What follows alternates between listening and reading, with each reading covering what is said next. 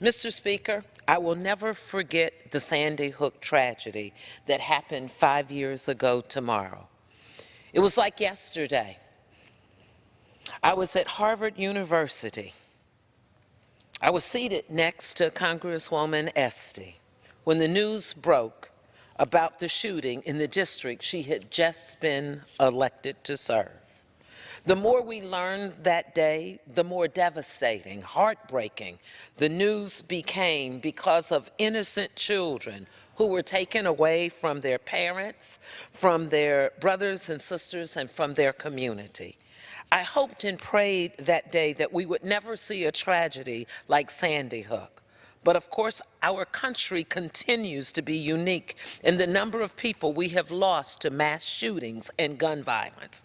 As a member of Congress, I cannot stand by and allow our communities to continue to be upturned by the loss of innocent lives. There are too many things we can do to address this epidemic. We should allow federal agencies to study gun violence as a public health crisis, because it is. We should keep guns out of the hands of individuals on the terrorist watch list and those who are convicted of hate crime.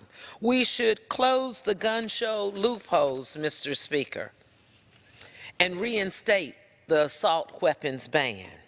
You'll note that none of the proposals I just mentioned would anyway infringe on the Second Amendment or limit the ability of Americans to protect themselves or their families. So there should be no reason why our Republican colleagues can't join us and pass sensible reforms that will save lives, like the lives we could have saved at Sandy Hook.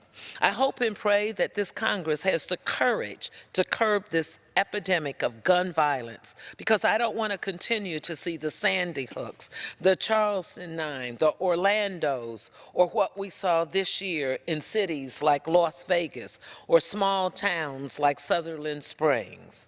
One of the things we can do to honor the memory of the victims of those tragedies and all victims of gun violence, to make sure that no more families have to experience the same senseless loss. Again, I want to thank my colleague and my friend for being courageous and for standing up and for fighting for better gun laws so we can save lives. I thank you for being a champion and for leading tonight's effort, and I yield back.